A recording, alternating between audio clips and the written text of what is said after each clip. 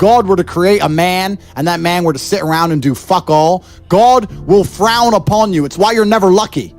If you're listening to this and you think I'm never lucky, I'll tell you why, because God dislikes you because you're fucking lazy. Start to work. Start to show God the beauty of his own creations. You'd be amazed how lucky you'll become. Alright, so Andrew Tate, probably the most controversial person of the whole of 2022. You know, I'm not saying I agree with him or anything, but one thing we can all agree on is this guy knows how to make money. You know, he drives a Bugatti, he owns loads and loads of different houses around the world, and he flaunts his wealth all the time. So how did this guy come from nothing to basically being worth millions and millions of pounds? Let's find out. So where did it all start for Andrew Tate? So he was born in Washington, DC. So yeah, he's not actually from Romania, he's from Washington. So the first thing about understanding Andrew and how he made his wealth is you've got to understand who his dad was and how important his dad was to his life. His dad was a military man, you know, he was very tough. He had installed some ideals into Andrew about how the world works and stuff like that. And he was also a very good chess player, which he then taught to Andrew. So while Andrew was 6 years old, he used to be playing chess with people twice his age. Throughout this time, he was learning skills and like loads of different tactics on how to be the better player, how to beat all these people, and all these things that he learned in chess, he then started to apply to things in his life later on. So things weren't actually all uphill for Andrew.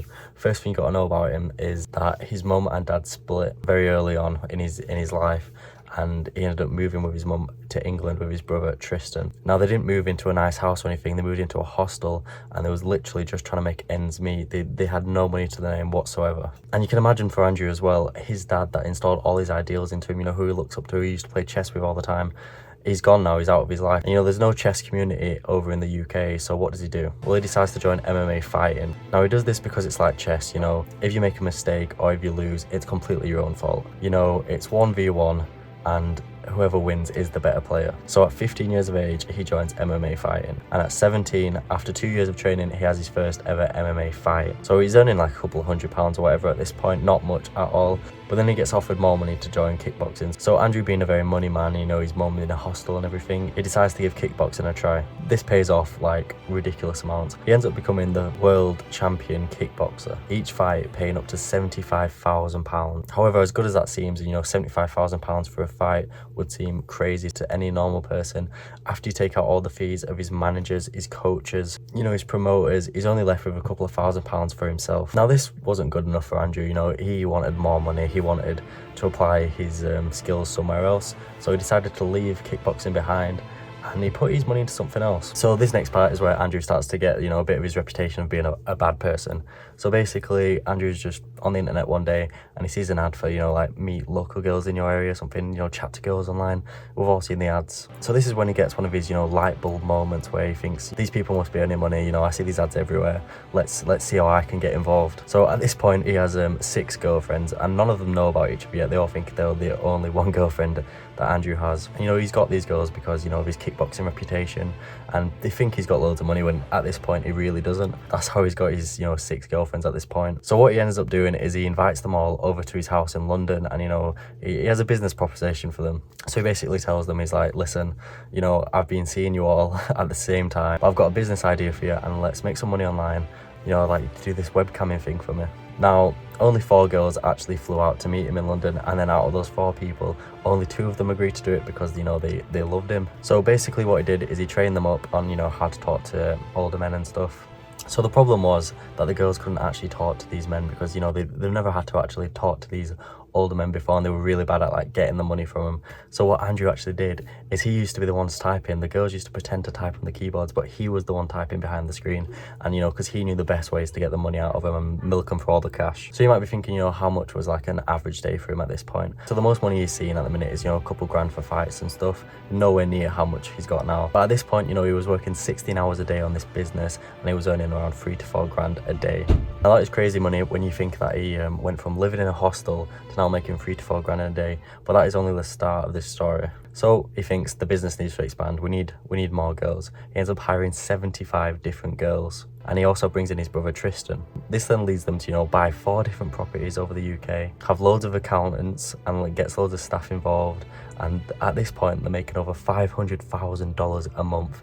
So they've scaled completely out of control. Some people would be happy with this, you know, that is life-changing money right there, and he's worked his way up from the top. Obviously, you know, it's not the most traditional way of making money, and some people may frown upon it, but he did what he had to do. But at this point, you know, you'd think everything seems good, but it really wasn't. You know, he found it very hard to motivate 75 people, and he couldn't be behind all the keyboards at all the time. So he wasn't in control of what the girls were saying at this point, and it was very hard to manage it all. So he cut it down to 8 of his best girls, and then he could manage them better, and the profits kept on rolling in even more. And this is probably where the story would end, but this is where a massive turning point for Andrew's life comes in. So basically, one morning at 3 o'clock, the police raided his house, stole over £100,000 worth of equipment, laptops and everything. He got arrested. This story is very hearsay, but these are what the legal documents tell us. He got arrested with assault, and now this was one of his webcam girls, and he fought this case for over 2 years of his life. So basically, what happened was, one of his webcam girls, one of his best performing webcam girls,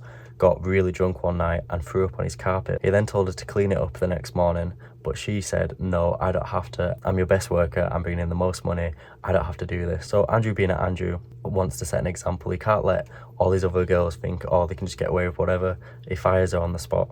She wants to fight him, so what he does is he picks her up and he moves her outside the house. So what this girl did, it claimed assault and took him to court over it. So it took him 2 years to clear his name, and after all this, he thought he hates the UK legal system, and he then decides to move to Romania, where he is now. So when Andrew moved to Romania, he ended up investing it into like the Romanian UFC. He owns 10% of the Romanian UFC. And what you notice is one of the sponsors for the UFC was this casino brand. Now this casino brand was made up of 3 brothers, and you know, they had 400 different locations. It was speculated at this time they was turning over around 18 million a day. That is crazy money. So obviously he wants to get involved in this, but he needs to, you know, prove some value to him. So what he does is he goes up to him and he says, listen, I get involved. And they was like, no, you're not providing any value, whatever. So it took Andrew 3 years to come up with a plan. So the genius plan was he would open a location next to the biggest competitor while completely paying for the location and giving them a percentage of the turnover. So he's basically told them now that I'm going to open a casino next to your biggest competitor.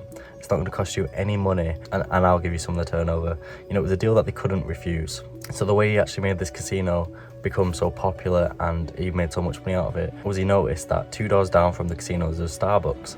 And at this Starbucks, you know, there used to be lines outside of it every single day, queues, masses and masses of people always coming to this Starbucks. So the genius idea he thought is he'd put up a sign at his casino on the road saying free coffee, and then he also employed a really attractive waitress to serve the people these free coffee inside his casino. So now all the people that used to go to the Starbucks and spend the money there would now come to the casino, get their free coffee, and then spend that money that they would have spent at the Starbucks in the casino. So that is how he destroyed the competitor casino brand.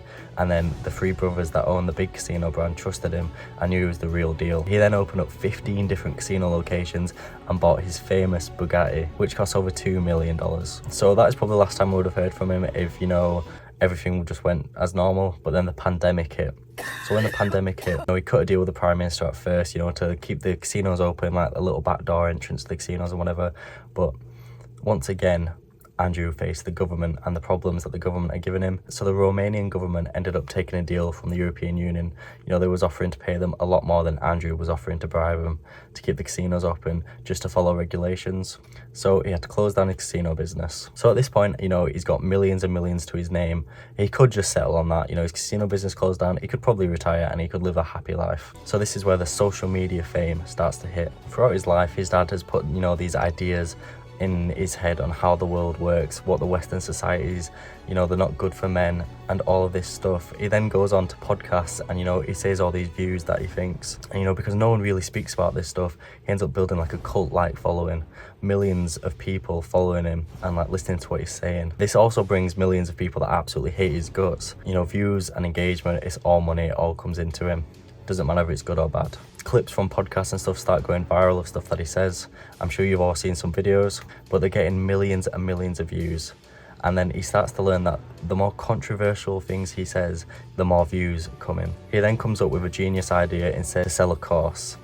And then in this course, anyone that signs up, he'll teach them how to do affiliate marketing. One of the courses on affiliate marketing is Andrew gives them a link. You know, they'll get 50% of the profits of anyone they get to sign up to Andrew Tate's course. So he basically teaches them, you know, make some TikTok clips of me in podcasts and stuff, and you'll get millions and millions of views. Tell them to come and join my course and you'll get money from it. That was one of the ways he was making money and teaching people to make money. So this snowball effect just created thousands and thousands of people making TikTok accounts, thousands and thousands of clips were getting millions and millions of views on TikTok. Everyone knew who he was. He was literally everywhere at this point. Although it's not sure how much he was earning at this point, you know, we can estimate like at least $1 million a month at this point.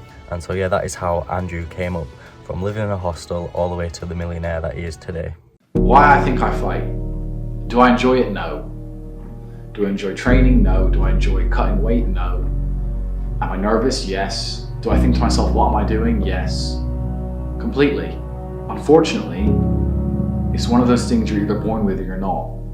And the only way I can explain it, to try and make it make any sense, is that if I'm not doing something which is either extremely difficult or extremely stressful, I'm in a perpetual state of crippling boredom.